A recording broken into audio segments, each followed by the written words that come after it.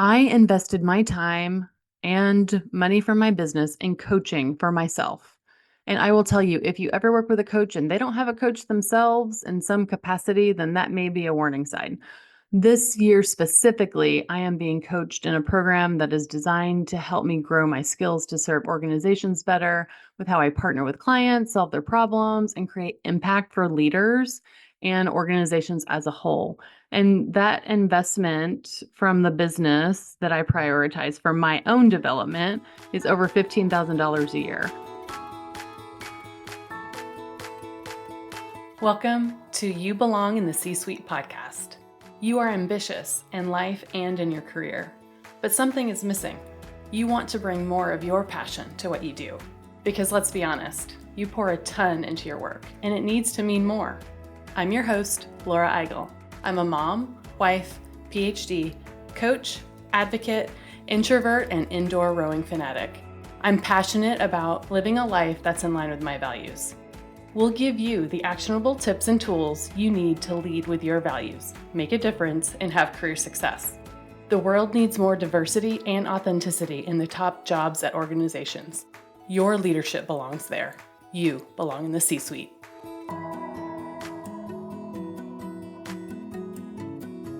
What gets you up in the morning? What drives your decisions? What do you stand for? No idea, not even sure where to start?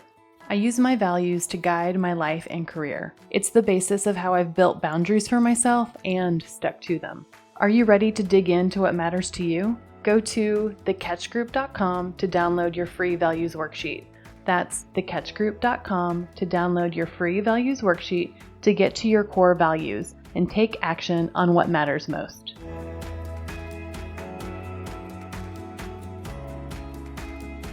Welcome to this week's episode of the You Belong in the C-Suite podcast. I built the Values First framework to use with leaders, teams, and organizations. To make it simple, I built the framework with an acronym that spells out values. In the Values First framework, the U in that word stands for uplifting others. And to uplift others, you need to ensure that you support yourself, peers, and the team to hold and prioritize their values. One way to do that is to model your values to others. So today I am doing just that. I'm going to model my values to you in a different way than I have before. I want to be super transparent about how I invested in myself this year. So this is me modeling transparency on how I've prioritized a few of my core values, specifically my core values of growth and my core value of balance. Some of the things I'll talk about today are examples of how I prioritized my values by investing time, investing money, either personally or through my business, or investing my energy. Some of these are boundaries that I've kept for myself to prioritize my values, to show care for the things that matter most for me. The L in the Values First framework stands for life boundaries, not work-life boundaries, but life boundaries, because you are a whole human with a whole life. My intent is to model my values and hopefully inspire you to invest in yourself through the prioritization of your values. So before we start, I just want to say, I live a pretty privileged life. I was born into a middle-class white family. My parents are still married, so I've had their financial support throughout my life, their emotional support, all the things.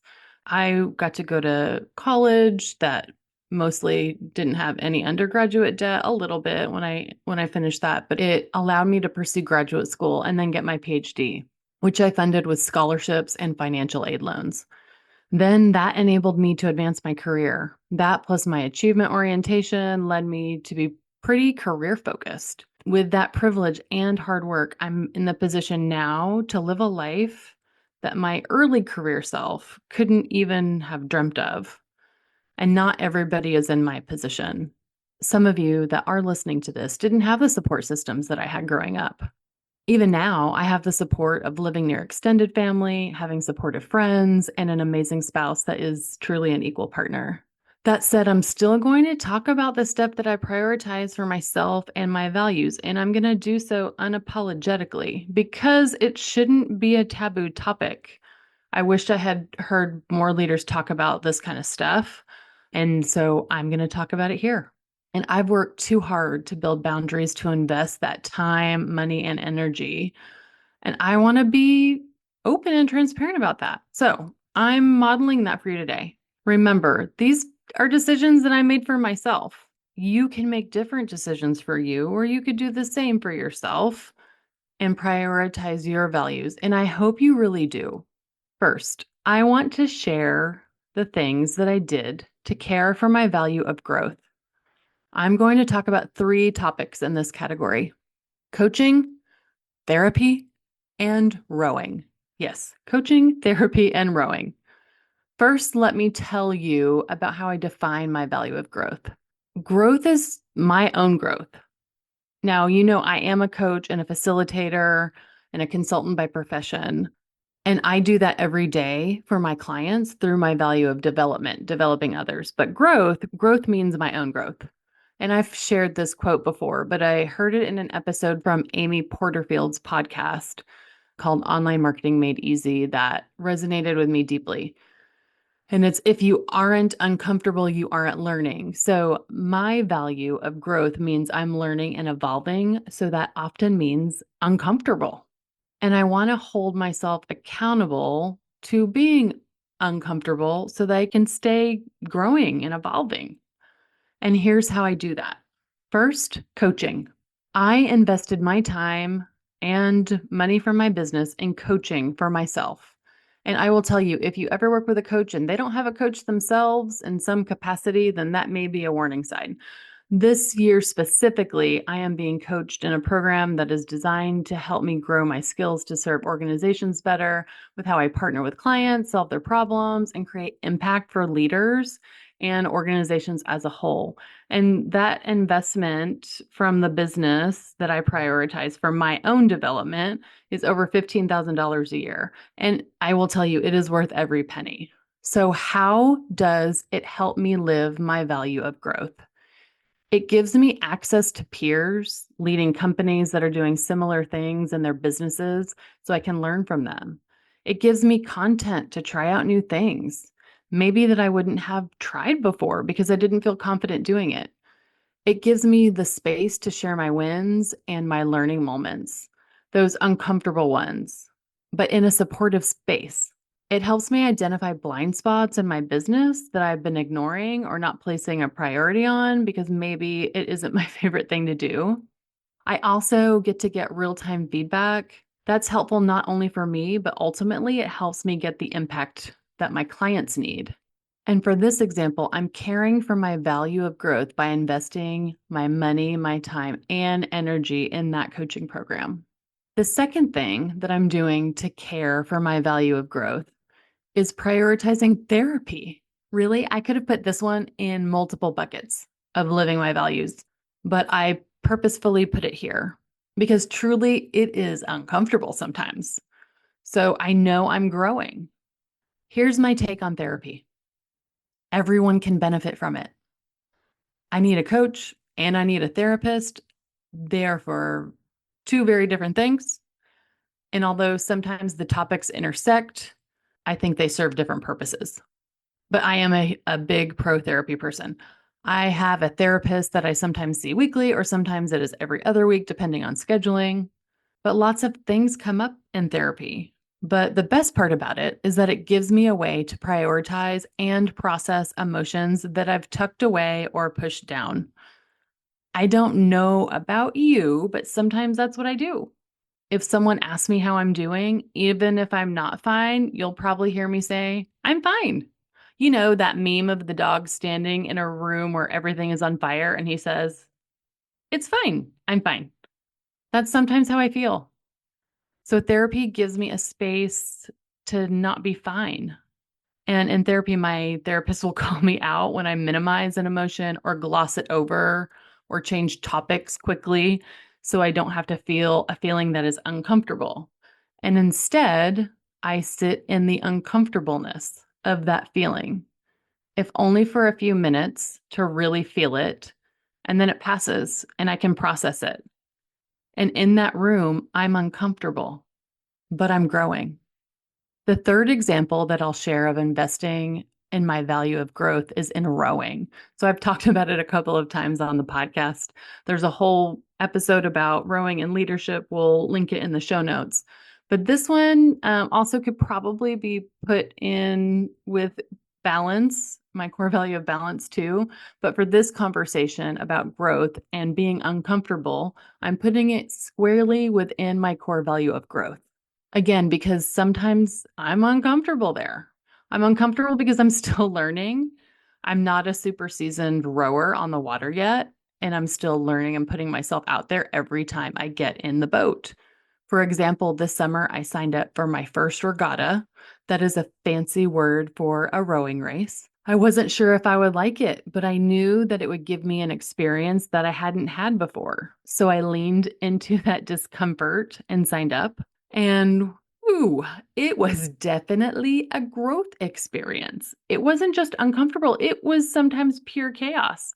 And I really did grow. I'll highlight that experience in an upcoming episode so that you get all the learnings from that too. But I use that as an example to say that I invested my time, my money, and my energy, and even sometimes sleep because you have to get up pretty early to row. And I did that to put myself in uncomfortable situations for my own growth. And not just physically, but really rowing is more of a mental thing. And I have gotten better incrementally in my skill as a rower, but that confidence, those mindset shifts that I've had on the water more mentally have given me confidence that's translated to other parts of my life too. So, to recap, I've invested time, money, and energy to prioritize my value of growth, to really invest in myself through coaching, therapy, and rowing. Next, I want to share how I invested in my core value of balance. Remember, I don't believe in work life balance. Balance here to me means being centered, setting my pace, and knowing when I don't feel balanced. And usually it looks like ensuring that my introverted self gets the quiet time or the time outside to move my body that I need. I'm going to tell you about 3 things that I did this year to create space for the value of balance. The first one that I'll talk about is about literal space, a location. Well, I guess it's 2 locations. My husband and I decided at the beginning of the year to invest in our house. Every year, we schedule time at the beginning of the year to build out our individual goals and our family goals. We had wanted to update our kitchen. Well, I know I had wanted to update our kitchen for a while. And in our conversation this year, we decided this was the year to do it.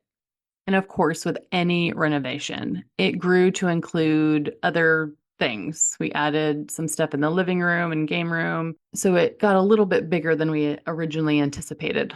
And you know that I'm an introvert. And for introverts, your home is kind of your safe place. And I was so excited to give our space more intention. We hired a designer and project manager because we knew it was too big of a project for us to handle. And we love the design so much. Brittany Lyons was our designer, and she was on one of our first podcast episodes in the early days, episode number 10. I interviewed her on the topic of self-care through peaceful, functional design. And that was exactly what we were going for, to create a peaceful and functional design. We scheduled it to start in the summer.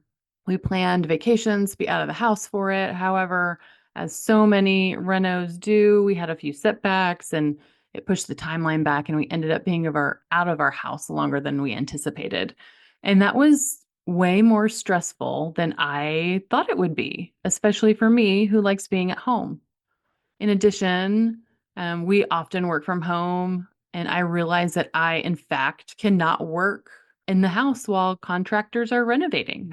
It gets noisy and I can't concentrate. And to ensure that, I decided to prioritize a dedicated place that I could go work that was not at our house. So I got a dedicated office at a co-working location that I use occasionally, and that was the best decision I ever made through the whole process. Well, not the whole process, but it was a pretty great decision for me. And it's worked out so well that I'm keeping that office space. So, for this example, to really live my value of balance, we made changes to our physical space. We invested money and energy into that. But I can say that I care for my values along the way, and the end result was so worth it. Our downstairs is functional and peaceful in a place where this introvert can go and feel centered and balanced. The second thing I did to invest in my value of balance is something that I'm totally owning, and I do not feel guilty about this. And I love that it has become something that I totally look forward to. I decided to get monthly facials, and that's like a thing I do now. So maybe that's something you've never thought of, or maybe I'm just late to the party on this, but it's kind of one of my favorite things to do. It's time just for me. They play soothing music. I get to smell really great scents from the products that they use. And it's finally helped me to actually stick to a skincare routine. Every time I come back, I feel refreshed. My husband jokes that when I come back, he can tell I have a totally new face. The face that he sees is a balanced one for sure. So I'm now investing my time and money to feel more energized and at peace with that as well. And the last thing I want to share is something I know I'm late to the party to. But first, let me tell you about the pain point of it and why at times I don't feel balanced or centered. So, clothes, like what to wear. Some days it is super easy for me to figure out what I want to wear, while other days I have the hardest time. Generally, this has been a trend for me over my career. My younger sister has helped me in the past by being my personal stylist and going shopping with me to just pick out things that are current, that fit my style, and most importantly, fit my body. I've had body image struggles for many years. My weight fluctuates here and there. And when clothes don't fit, it kind of sucks. And so I'm not always in the most body positive space when that happens. Clothes should fit me, not the other way around. And I know that. But sometimes that's still a pain point. I'm pretty sure that I'm not the only one that feels this way, especially when it comes to workwear, but it can be a real confidence hit or a confidence boost when you feel good in the clothes that you're wearing.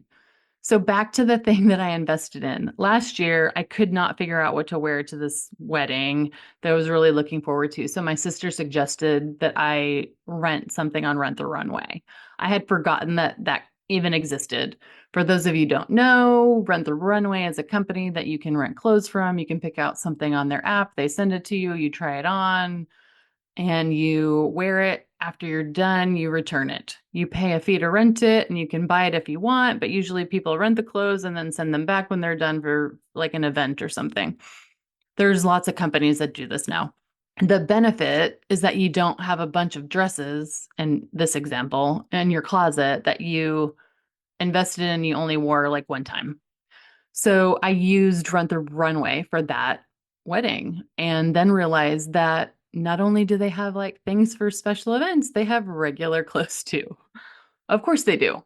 And this, my friends, has taken the pain out of figuring out what to wear, even with weight fluctuation. This simple thing, changing how I get clothes, has helped me live my value of balance.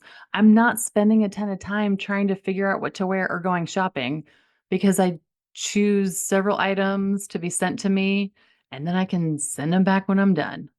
I can use the pieces for going to a client site, teaching a class, or just for regular casual clothes. It was also a pretty big game changer for me when I realized I could also use this for some of our vacations. So, some of our summer trips when we went to cooler climates, I didn't buy new clothes. Instead, I just rented what I needed depending on where we were going and the temperatures. If my body changes, I can go up a size down or a size up to make sure that the clothes fit my body right now. Doing this simple thing took a struggle out of living my value of balance. I was able to create a boundary, kind of changing the system that was outsourcing how I got clothes to get closer to living my value of balance. It was simple, but it has been a game changer for me. So, to recap, I invested in myself and my core value of balance by creating spaces at home and work that I can find peace and be centered, prioritize alone time by getting monthly facials, and I outsourced a pain point to create more balance in my everyday by using Rent the Runway to create easy ways for me to get dressed, decreasing pain points and increasing my balance. I am transparently sharing these things with you to model how I invested in myself and how I cared for my values this year. Many of these things are really working well for me, so I'm going to continue them and continue these approaches and strategies for next year. And it's fun to kind of just explain some of these things on how I decide to spend my time, money, or energy. And you can do the same. I don't feel guilty about any of these things, especially about prioritizing myself, because doing that enables me to live my other core values of family, development, and advocacy. Because I invest my time, money, and energy into my own growth and balance means that I'm able to show up better for my family, my clients, and the groups and causes that I volunteer for. My impact in those places is greater. Yours can be too, but not if you aren't caring for all of your values, not just the ones that serve others. So, how are you investing in yourself? What's working? What's not working? How can investing in yourself be a way that you show care for your values, the things that matter to you? How will you prioritize you and invest in yourself as you close out this year and start next year? Prioritize one thing, even if it's a small action. You may be investing in yourself already, and you should celebrate that. Celebrate it by doing it even more. You may also need to recalibrate something. What's one thing that you can do to invest in one of your values? How can you use the values first framework to support you in that process, whether it's building a boundary or modeling it for others? I'd love to hear from you. So let me know how you're investing in yourself by sending me a note at hello@thecatchgroup.com or sending me a message on LinkedIn. If part of the investment in yourself includes clarifying career goals or even needing a community to hold you accountable, I can help you do that too. Join our waitlist for our group coaching program, which will start in Q1 of 2025, or set up a quick connect with me to talk about one-on-one coaching. Investing in yourself, aligned to your values, can mean the big things or the small things. Either way, the commitment to you and your values is the important takeaway here. You deserve to be invested in, unapologetically. Remember, your leadership belongs here. You belong in the C-suite.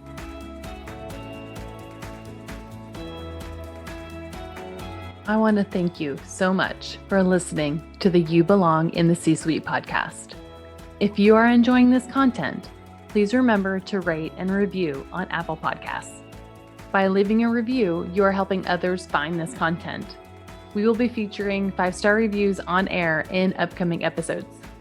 Editing and support for the podcast is done by S&E Podcast Management.